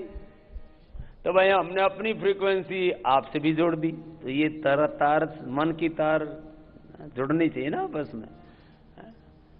बोले भाई इसके तो कनेक्शन गलत हो रखे हैं आदमी है? तो हमारा कनेक्शन किसके साथ होना चाहिए?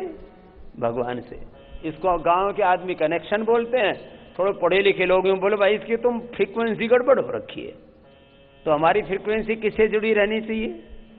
भगवान से, ऋषियों से, अपने भारत भूमि से, इस पुण्य भूमि से। हाँ, चलो गोल गोल घुमाओ। तो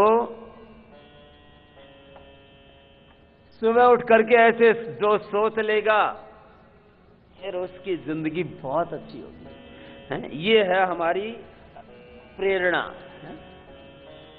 बोले बाबा जी आपको प्रेरणा कहां से मिलती है? तो हमें जहां से प्रेरणा मिलती है वो प्रेरणा आपको भी बता दी, भाई आप भी ले लिया करो, इसमें क्या है, तो साझा सौदा है। तो हमारी प्रेरणा है अंतः प्रेरणा, हमारी प्रेरणा है भगवान, हमारी प्रेरणा है ऋषि, हमारी प्रेरणा है ये पुण्य भूमि भारत, जहां राम कृष्ण गौतम कणाद जैमिनी पाणिनि पतंजलि ने, कोटि कोटि ऋषि ऋषिकाओं वीर वीरांगनाओं ने, कितने महापुरुषों ने जन्म लिया।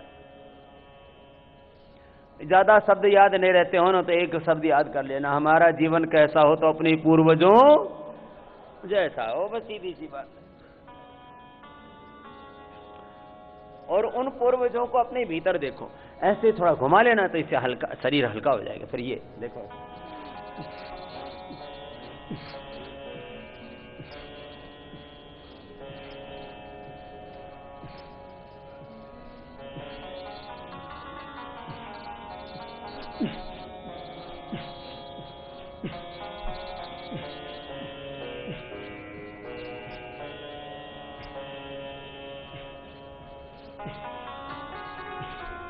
लंबे लंबे सांस लेके सूक्ष्म में हो गया, दोनों पैरों को तलवों से मिला लो।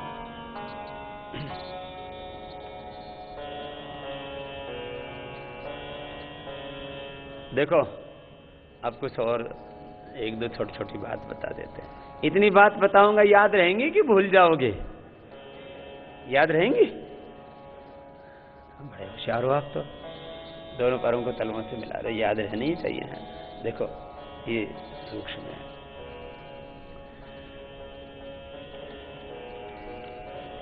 जिंदगी में कुछ भी करना हो ना तो हमें अपनी प्राथमिकताएं तय करनी पड़ती हैं। क्या तय करनी पड़ती है? कोई भी बड़ा काम करना हो ना तो आपको प्राथमिकताएं तय करनी पड़ेगी। एक दिन में 24 घंटे,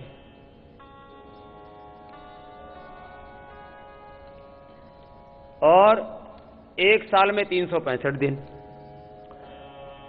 कुछ काम तो निश्चित है, 6 घंटा सोना निश्चित है, फिर थोड़ा सोच, स्नान आदि, खान पान वो भी निश्चित है। बच जाते हैं आदमी के पास में कुल मिलाकर के 14 से 16 घंटे। 2 घंटे दिनचर्या के, 6 घंटे सोने के, 2 घंटे घर परिवार के भी, छोटा लोगों से बातचीत, तो कुल मिलाकर के आदमी के पास में 14 घंटे बच जाते हैं। 2 घंटे दिनचर्या के, 2 घंटे आप उसमें घर परिवार के निकालते। अब 14 घंटों को आपको डिवाइड करना पड़ता है। इसको बोलते हैं टाइम मैनेजमेंट। क्या बोलते हैं बोलो? और जिसका टाइम मैनेजमेंट ठीक हो गया, समय प्रबंधन ठीक हो गया, उसका फिर लाइफ मैनेजमेंट, जीवन प्रबंधन अच्छा हो जाएगा। तो आप लोगों को भी अपनी प्राथमिकताएं तय करनी है अभी। सबसे ऊपर, फिर उसके नीचे, फिर उसके नीचे। Top priority 1 2 3 4 5। मेरे सामने कितने कार्य हैं? सैकड़ों कार्य हैं। उसमें 100 में से मुझे अपनी प्राथमिकताएं तय करनी है। 1 2 3 ऐसे। आप लोगों के सामने तो 2-3 ही प्राथमिकताएं रहती हैं। अरे हमारे सामने तो सैकड़ों प्राथमिकताएं हैं, और उनमें से भी हम तय करके, चलो अनुलोम विलोम करो थोड़ा सा, कि भाई ये तो काम मुझे करना ही करना है। तो अपनी प्राथमिकताएं तय करना, लाइफ मैनेजमेंट, टाइम मैनेजमेंट नहीं होगा तो फिर जिंदगी ऐसे ही उधेड़ बुन में पूरी बीत जाएगी। 100 साल की जिंदगी है, इसमें कुछ तो ऐसे ही खाने पीने में, कुछ सोने में, कुछ बचपन में, कुछ बुढ़ापे में, कुछ बीमारी में, कुछ ऐसे बीत जाती यात्राओं में।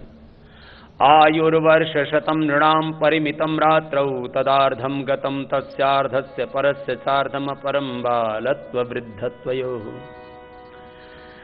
आयुर्वर्ष शतम नृणाम परिमितम रात्रौ तदार्धम गतम तस्यार्धस्य परस्य चार्धम परम बालत्ववेदत्वयोः। शेषं व्याधि वियोग दुःख जनितं सेवादिभिर्नीयते जीवे वारितरंग चंचलतरे। जीवे वारितरंग चंचलतरे सौख्यम कुतः प्राणिनाम। ये जीवन तो एक जैसे जल में तरंग उठती है उतना सा है भाई, और इसमें तुम्हारे मन में तरंग उठती रहे और उसी में बह जाते, और जो बह गया वो बर्बाद हो गया, बह गया। सीधे बैठो, थोड़ी सा कर लो प्राणायाम। मैंने कहा जिंदगी थोड़ी सी है, करना बहुत है। कैसे करना? अनुलोम विलोम करते करते अब जीवन की बात बता रहे हैं। भीतर से पूर्ण शांत रहना, बाहर से पूर्ण क्रियाशील रहना, यह आदर्श जीवन का लक्षण। करो अनुलोम विलोम करो, रुकना नहीं, और बात को गहरे से सुनना। इस समय तुम्हारा मन शांत है, बात भी उतर जाएगी। हाँ? आदर्श जीवन कैसा होता है? जीवन थोड़ा, कर रहा बहुत कुछ है।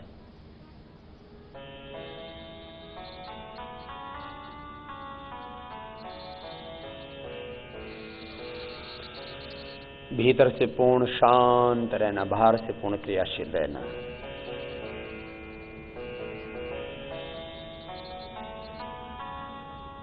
जो अंतरात्मा में परमात्मा की प्रेरणाएं उठती हैं, भगवान की प्रेरणा, भगवान का ज्ञान, भगवान की शक्ति, भगवान का सामर्थ्य, भगवान का ये सब सुख, भगवान का सब कुछ, ऐसा मान करके भगवान का यंत्र बन करके काम करना,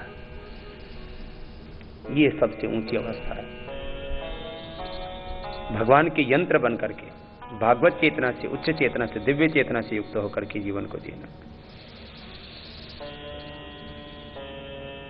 योग और अध्यात्म से, ध्यान से शक्तियों को प्राप्त करना और फिर उसको परोपकार में लगाना, इसी को बोलते हैं योग और यज्ञ। इसी को बोलते हैं पुरुषार्थ और परमार्थ।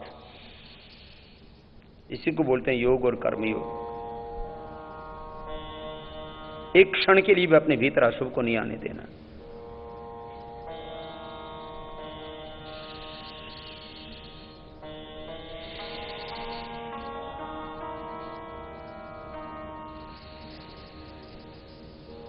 अनुलोम विलोम करते रहिए, रुकना नहीं है। अनादिकाल का कर्माश है, संस्कार वासनाएं हमारे साथ जुड़ी है।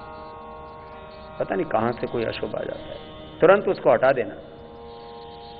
परोपे ही मनस्पाप किमत सत्सानी सुन। निराशा को अपने पास फटकने नहीं देना।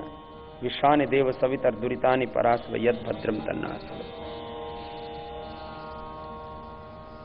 सबके प्रति मैत्री, करुणा, मुदिता का भाव, और जो बुरी चीजें हैं उनके प्रति उपेक्षा का भाव। मैत्री, करुणा, मुदिता, उपेक्षा, ये चार भाव रहने चाहिए। इससे सदा मन में प्रसन्नता रहेगी।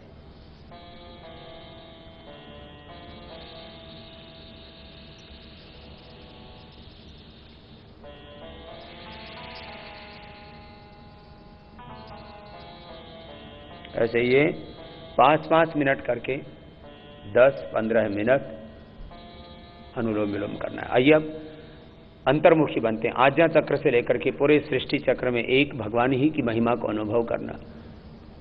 ओंकार का जप होगा तो अंदर से एक ज्योति, एक प्रकाश, एक आलोक प्रकट होगा और पूरा अस्तित्व ज्योतिर्मय तेजोमय हो जाएगा। भ्रामरी प्राणायाम, अनुलोम विलोम से ईड़ा, पिंगला, सुषुम्ना जागृत होती हैं और भ्रामरी प्राणायाम से एक अंदर एक दिव्य आभा, एक दिव्य ओरा अपने आप तैयार होता है। तो कहते हैं योग करते हैं तो अलग अलग प्रकार के रंग अंदर से दिखते हैं और अलग अलग प्रकार की अलौकिक शक्तियां अंदर से प्राप्त होती हैं। तो सारी अंदर से भ्रामरी, उद्गीत आदि प्राणायामों से आप खुद अनुभव करेंगे। आइए मुखबंद ओंकार का नाद नासिका से।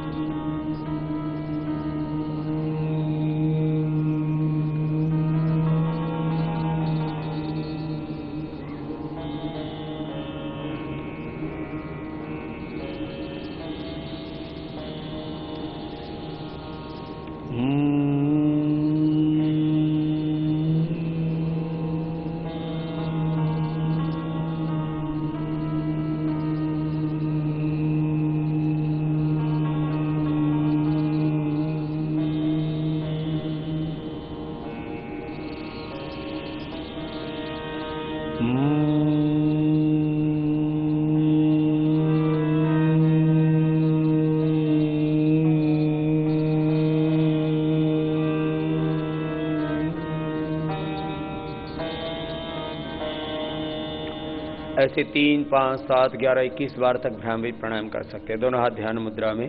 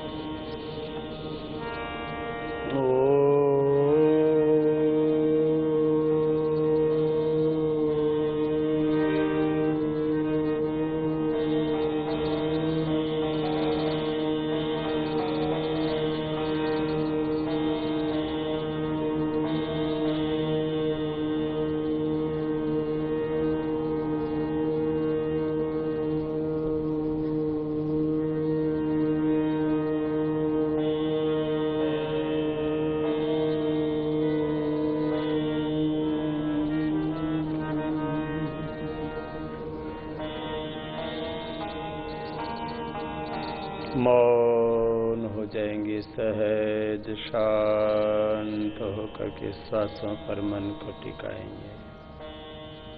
थोड़ी देर भगवान के प्रति अनन्य कृतज्ञता, पूरी समष्टि के प्रति कृतज्ञता, भगवान के और संपूर्ण ब्रह्मांड के हम पर अनंत उपकार,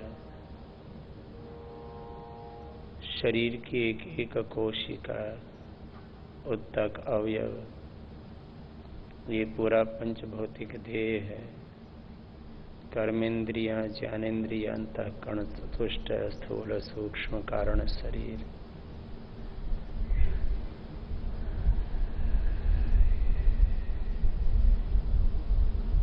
कितना उपकार किया इस प्रकृति ने, परमेश्वर ने हम पर। संपूर्ण समष्टि के प्रति, ब्रह्मांड के प्रति, ब्रह्म के प्रति, भगवान के प्रति अनन्य समर्पण। हर श्वास के साथ ओम का ध्यान, श्वास लिया तब मन ही मन ओम का ध्यान, श्वास छोड़ा तब मन ही मन ओम का ध्यान। प्रभु हे सर्वरक्षक, सर्वव्यापक, सर्वशक्तिमान, सच्चिदानंद स्वरूप, अजर अमर नित्य विनाश, सृष्टि के कर्ता, नियंता, संघर्ता, सबके मालिक प्रभु, आपकी शरण। ऐसे श्वासों के साथ ओम का ध्यान करना, अथवा ओम भूर्भुवस्वः तत्सवितुर्वरेण्यं भर्गो देवस्य धीमहि धियो यो नः प्रचोदयात्। गायत्री मंत्र का ध्यान करें।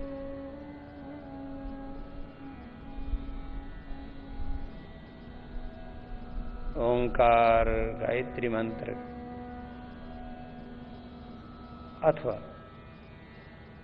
बस एक भाव कि प्रभु मैं आपका, और जो कुछ मुझ में है सब प्रभु आपसे है, आपका ही है, आपके लिए है। दोनों हाथों को ऊपर उठा लीजिए। ऐसे 2-3 मिनट से लेके कम से कम 5-10 मिनट का ध्यान सबको करना चाहिए। ये तो हो गया थोड़ी देर का ध्यान। अब 24 घंटे का ध्यान क्या है? 24 घंटे ये ध्यान रहे कि सब कुछ भगवान से ही है, भगवान का ही है, भगवान के लिए ही है। ये 24 घंटे ध्यान रहे तो ये 24 घंटे का ध्यान हो। अब आपको प्राणायाम ध्यान के बाद थोड़ा सा व्यायाम करवाते हैं। तो चलो देखो, कई तरह के आसन हैं, कई तरह के व्यायाम हैं। अब इसमें एक तो सूक्ष्म व्यायाम आपको बताई दिया, एक है यौगिक व्यायाम, यौगिक जोगिंग 12 तरह के उसमें अभ्यास है। एक है सूर्य नमस्कार, फिर 12 दंड 8 बैठक है। व्यायाम बहुत तरह का, कम से कम 20 मिनट व्यायाम हर एक को करना चाहिए। मैं भी 20 मिनट रोज तेजी से व्यायाम करता हूँ। 20 मिनट तेजी से व्यायाम करता हूँ, पूरा पसीना बहने लगता है तब तक करता हूँ, रोज नियम है। फिर आसन कितने करना? कमर दर्द है तो अलग आसन है, घुटनों में दर्द है तो अलग आसन है, पेट की बीमारी है तो अलग आसन है।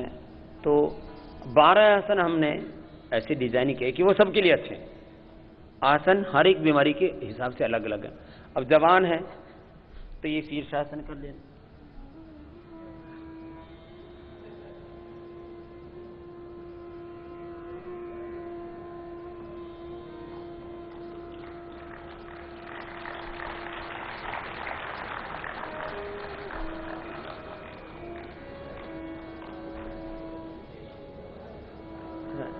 तो जिनको बचपन से अभ्यास है वो ऐसे कर लिया करो।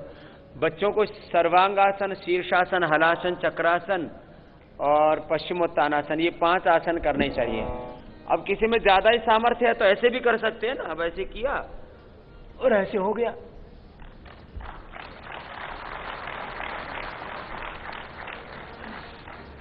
बोले बाबा ऐसे तो ठहरना ही मुश्किल है, पड़ जाएंगे। मैंने ये इसलिए बताया कठिन कठिन है। बोले बाबा जी ये तो बड़ा मुश्किल काम है, तो सरल वाला कर लो ना। सरल वाला क्या है? 12 आसन रोज कर लो, सबके लिए अच्छे हैं। देखो 12 आसन बता रहे। और फिर व्यायाम में तो से यौगिक जोगिंग कर लो, सूर्य नमस्कार कर लो, 12 दंड 8 बैठक, वो भी बता देते हैं आपको। जितना इच्छा हो कर लेना, नहीं तो अपने सुबह से शाम तक खेत में काम कर लो।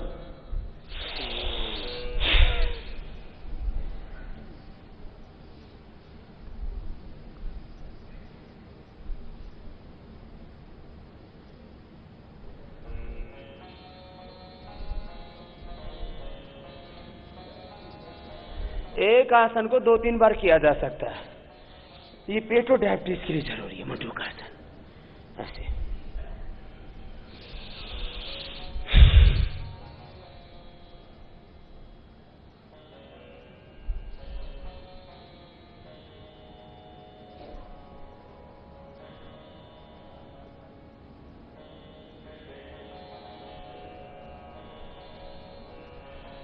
किसी किसी को तो इसी में बहुत ताकत लगानी पड़ रही है। बड़ा सरल है। तो ऐसे पेट और 12 आसन सबके लिए जरूरी है। फिर अलग अलग बीमारियों के हिसाब से भी अलग अलग योगाभ्यास होते हैं। आपको पूरा इस बार जो आपका शिविर है ना, इसमें बेसिक योग से लेके एडवांस योग तक, माने सारा योग करा के भेजेंगे, पूरे योगी बना के भेजेंगे आपको। बयान नीचे रहे उसके ऊपर। जो योगी होता है उपयोगी होता है।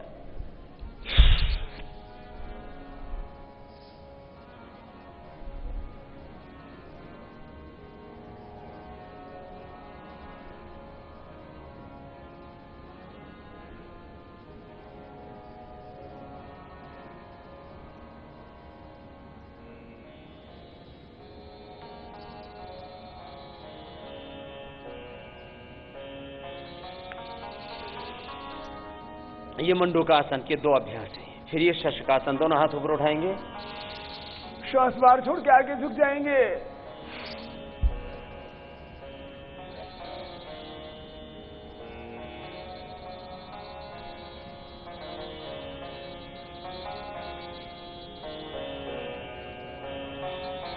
फिर दोनों हाथ ऊपर, दोनों हाथ साइड से नीचे, ऐसे एक एक 2-2 बार एक एक आसन कर लेना। पैर सीधे, अब वक्रासन होगा, दाहिना पैर मोड़ लेंगे, बाएं पैर सीधा है, दाहिना पैर मोड़ा, अब बायां हाथ बीच से डालो ऐसे, और ऐसे घूम जाओ।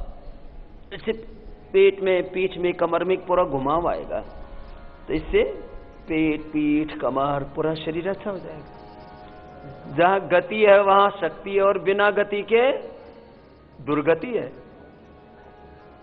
भाई इसकी तो दुर्गति हो रखी है। गति में प्रगति है। बोलो गति के आगे प्रय लगा तो क्या हो जाता है? बोलो, हर जहां गति नहीं है वहां दुर्गति। तो अपनी दुर्गति हमने खुद करा रखी है। चलो, दाहिना पैर सीधा, बाएं पैर ऐसे, और ऐसे घूमोगे तो कितना अच्छा है। ऐसे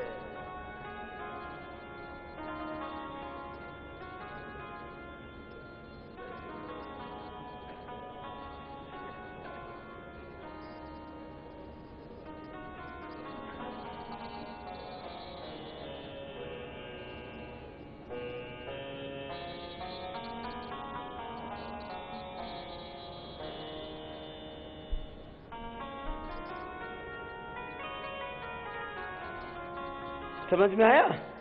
इससे पूरा शरीर अच्छा हो जाएगा। बाएं पैर मोड़ लिया, दाहिना उसके ऊपर रख लिया। तो मैं अभी बता रहा था आपसे ये गोमुखासन आसन बताते बताते एक ध्यान की बात तो आपने पूरी सुनी ही नहीं। मैंने बोला था एक तो है सुबह सुबह का ध्यान। देखो, दाहिना पैर ऊपर, बाएं पैर नीचे, तो दाहिना हाथ ऊपर लो, बाएं हाथ पीछे से लो, पीछे से पकड़ लो।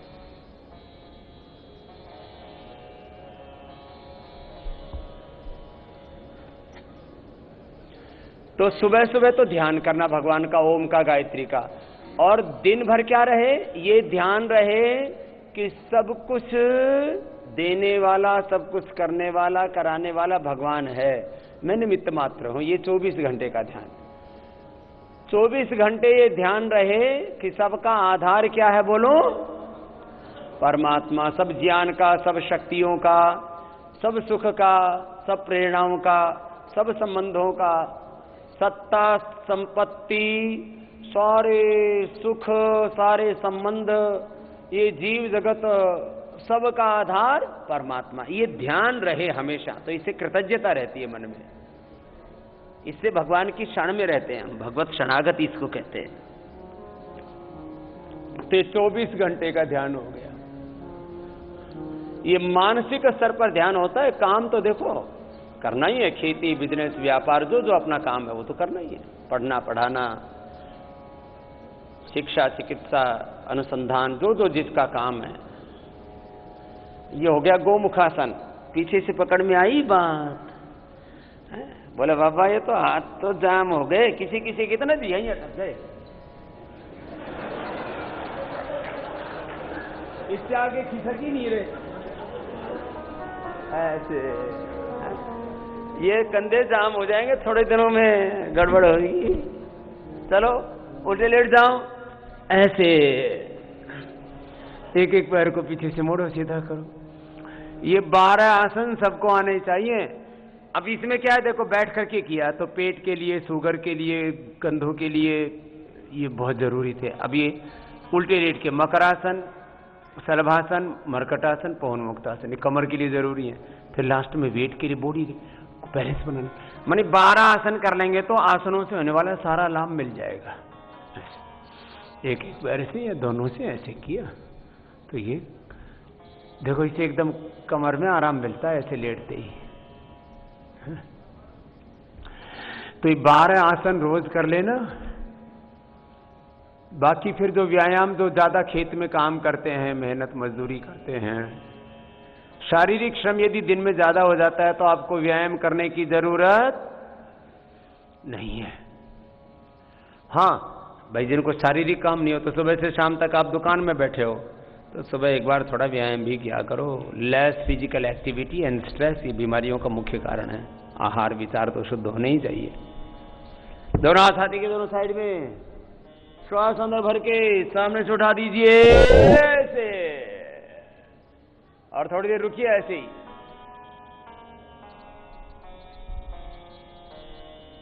फिर नीचे,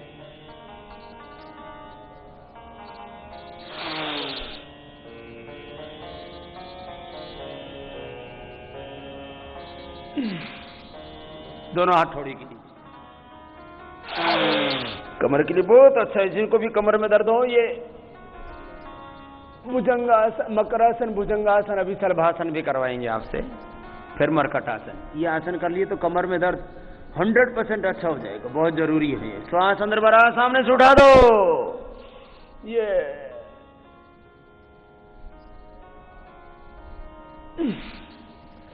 हाँ, पूरी सेटिंग कर देते हैं। पूरी बॉडी अपसेट हो रखी है, बॉडी अपसेट, माइंड अपसेट। दोनों हाथ जंघाओं के नीचे, पीछे से एक पैर को उठा दिया, पूरी बॉडी सेट हो जाएगी। बोले बाबा घर परिवार बिजनेस सब कुछ सेट है, ये बॉडी अपसेट है, माइंड अपसेट है, सब कुछ सेट और खुद अपसेट। पैर सीधा सीधा उठाओ, कुछ तो उल्टा उल्टा उठा रहे हैं, मोड़ रहे गुड्डे से। पैर सीधा उठे एकदम, पैर सीधा ऐसे, ये एक एक पैर को उठाया। अब दोनों तरफ से उठा दो, दोनों हाथ पीछे कुल्ले के ऊपर रख दो, एक हाथ से दूसरे हाथों को पकड़ लो और दोनों तरफ से उठाओ। ये आगे से भी पीछे से भी। जो पतले पतले हो तो पूरे धरती पकड़ हो रखे, और मोटे मोटों से तो ऑटोमेटिक हो ही जाता है। चलो सीधे लेट जाओ। अब सीधे लेट के पैर मोड़ लेते हैं घुटनों से, दोनों हाथ कंधों के बराबर। ये 12 आसन सबको आने चाहिए और सबको करना है। एक तरफ पैर, दूसरी तरफ गर्दन। ये मरकट आसन बहुत जरूरी है कमर के लिए, नहीं तो कमर में दर्द अक्सर सभी को रहता है थोड़ा बहुत है। ये ऐसे,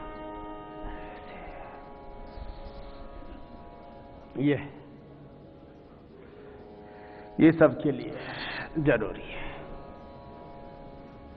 हर एक आसन का करने का एक तरीका होता है, उसी तरीके से करना। इसको बोलते हैं मेथड, विधि।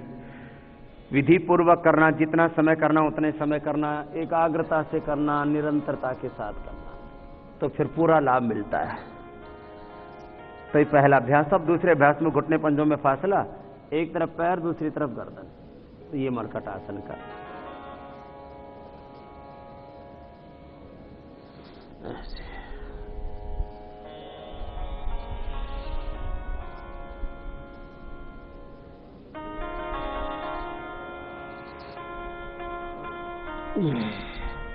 मरकट आसन बहुत जबरदस्त है।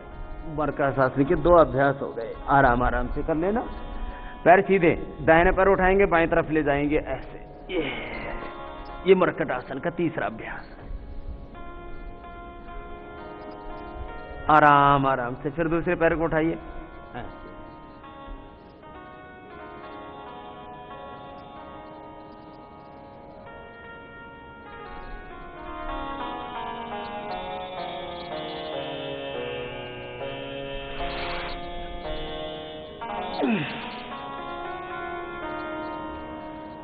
ये मरकट आसन बहुत ही अच्छा आसन है कमर के लिए। तो जिनको भी कमर में कोई भी तकलीफ है वो कर लेना। फिर ये पवन मुक्त आसन। कमर में दर्द है तो सिर नहीं उठाना, कमर में दर्द है तो सिर नहीं उठाना, बाकी सिर उठा करके ऐसे लगा देना। कमर में दर्द है तो खाली ऐसे पैर को ही दबा लेना, ऐसे एक एक पैर को ऐसे दबा लिया और दोनों पैरों को एक साथ भी ऐसे दबा लिया। कमर में दर्द है तो सिर नहीं उठाना, कमर में दर्द नहीं है तो सिर भी उठा लेना।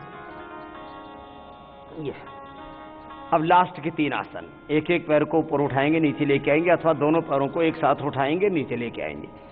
ये दोनों पैरों से भी कर सकते हैं तीनों अभ्यास अंत के, और एक एक पैर से भी ऐसे ऐसे भी कर सकते हैं, एक एक पैर से भी। फिर गोल घुमाना पैर से, बड़ा शून्य बनाना, थाई बटा चिप्स से हल्के हो जाते हैं। 5-5 बार घुमा लीजिए। लंबे लंबे श्वास और एकदम रिलैक्स होकर के आनंद से कीजिए। इससे पूरा शरीर हल्का हो जाता है। थाई प्रोडक्टिव जिनके भारी हैं, वजन बढ़ा हुआ, वो कपालभाति भी करना, या अभ्यास करना, गर्म पानी पीना, अनाज कम कर देना। अब एक एक बीमारी के लिए तो अलग अलग प्रकार के उपचार हैं। मोटापा के लिए मेदो हरवटी, शुगर के लिए मधुनाशिनी, बीपी के लिए मुक्तावटी, हार्ट के लिए हृदयामृत, अलग अलग रोगों के लिए अलग अलग प्रकार की औषधि। इस तरह से ना ये ऐसे ऐसे ऐसे ऐसे ऐसे ये ऐसे, फिर ऐसे ऐसे, देखो ये ऐसे, यो एक तरफ से किया, फिर दूसरी तरफ से किया, दोनों पैरों से एक साथ कर सकते हैं। ऐसे पैरों को उठाया, मोड़ा, सीधा किया, ऐसे ये क्लॉकवाइज एंटी क्लॉकवाइज ऐसे। ये 12 आसन तो सबको करने हैं, इतने आसन सबके लिए जरूरी है। बच्चों के लिए मैंने बताया था शीर्षासन, फिर सर्वांगासन, हलासन, चक्रासन। देखो पैरों को उठाइए आप लोग और ऐसे कर सकते हैं, ये सर्वांगासन हो गया। ये बच्चों के लिए, जवानों के लिए बहुत अच्छा है। और फिर हलासन ऐसे, फिर चक्रासन ऐसे, और फिर पश्चिमोत्तानासन, हाथ ऐसे उठा के और आगे झुक गए और माथा घुटनों से ऐसे लगा दिया। चलो ये तो बच्चों वाले आसन करा दिए, शीर्षासन। हाँ, अब व्यायाम करवाते हैं। चलो खड़े हो जाओ। अब योगिक जोगिंग, सूर्य नमस्कार, फिर दंड बैठक, ये सारा व्यायाम करवा देते। बोलो भारत माता की, जोर से बोलो भारत माता की। तो देखो, अब जिनको दिन में व्यायाम करने को नहीं मिलता हो, सुबह सुबह कर लिया करो। तो ये पहला व्यायाम, फिर ये दूसरा व्यायाम। देखो पहले में तो ऐसे हल्का हल्का किया, दूसरे में पीछे से एड़ी कुल्लों से लग गई, हाथ पूरे उठ गए, पूरे खुल गए, ये दूसरा हो गया। तीसरे में घुटना छाती से लगा दिया, ये तीसरा हो गया, है ना। और इसको फास्ट किया तो ऐसे, ये फास्ट हो गया ऐसे, है ना। फिर चौथे में ऐसे, ये घुटने के लिए हो गया। और पांचवें में ऐसे, ये इससे ना सब चाहते हैं ना भुजाएं जंघाएं खूबसूरत हो। पहले किसी से मुकाबला होता, ताल ठोकते थे, अब ताल तो बची नहीं, कुल्ले बचे, कुल्ले कुल्ले ठोक रहे। हाँ, फिर ये ऐसे ऐसे, ये, और पूरा बैठो तो ऐसे बैठ गए, ऐसे, है ना। लेकिन बैठ के उठना भी है, कभी नीचे ही ब्रेक लग जाए। हाँ, फिर ऐसे, ये ऐसे, देखो कितना अच्छा है ना। ये अलग अलग एंगल से इसलिए एक्सरसाइज कराते हैं, जैसे आपको ये पतंजलि दुग्धामृत भी उपलब्ध कराते हैं ना पशुओं के लिए, तो उसमें सारे न्यूट्रिशंस, माइक्रो न्यूट्रिशंस है कि हर तरह का पोषण मिले, तो शरीर को भी हर एंगल से एक्सरसाइज मिले, इसलिए अलग अलग तरह के व्यायाम है। ये अलग अलग एंगल से अलग अलग लोगों को शक्ति मिलेगी। दोनों हाथ सामने रखे और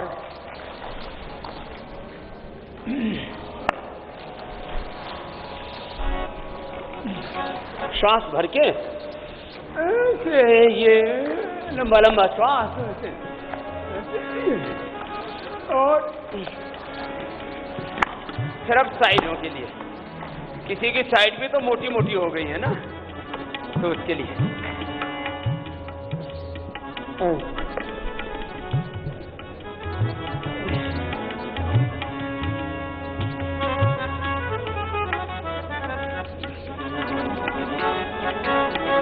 ये मोटापा के लिए भी बहुत अच्छा है। ऊपर वाले हाथ के लिए नीचे की, और ऊपर वाला हाथ कान से लगा हुआ है, तरीके से करना। फिर क्रॉस करके ये एक एक अभ्यास 5-5, 10-10 बार कर सकते हैं कम से कम। फिर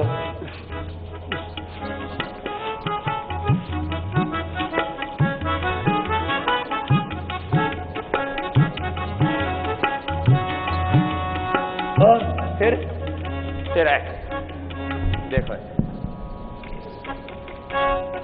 है दुनिया के लोगों गुरु की आवाज सुनो, है दुनिया के लोगों गुरु की आवाज सुनो, गाओ प्रभु के गीत, प्रभु का गुणगान करो, है दुनिया के लोगों गुरु की आवाज सुनो, गाओ प्रभु के गीत, प्रभु का गुणगान करो, इबादत करो उसकी, इबादत करो,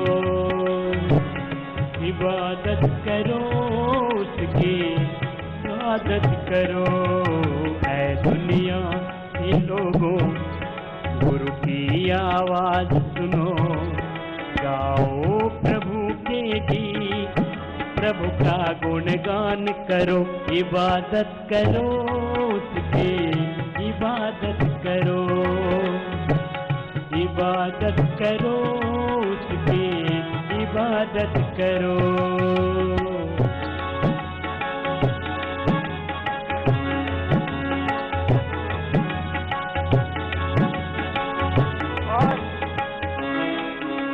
अब सूर्य नमस्कार करा देते। ये थोड़ा कठिन है, थोड़ा में थोड़ा समझने की जरूरत है। दोनों हाथ सामने।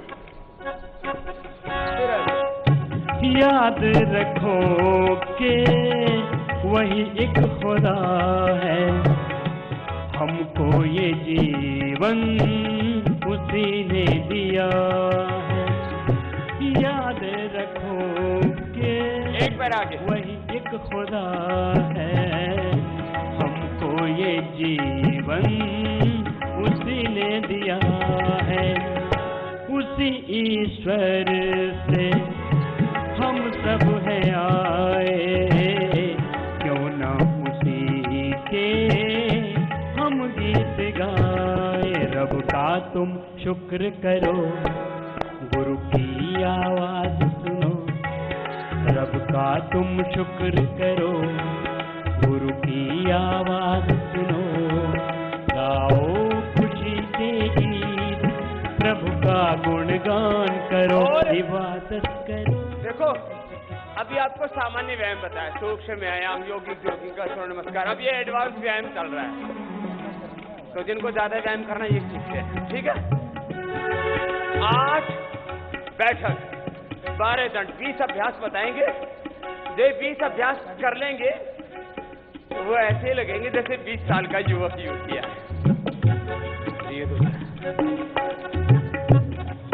रब का तुम शुक्र करो, गुरु की आवाज सुनो, रब का तुम शुक्र करो, गुरु की आवाज सुनो, गाओ खुशी के गीत, उसका गुणगान करो, इबादत करो उसकी, इबादत करो, इबादत करो उसकी, इबादत करो। ऐ दुनिया के लोगों गुरु की आवाज सुनो। देखो ऐसे 1 2 3 4 1 2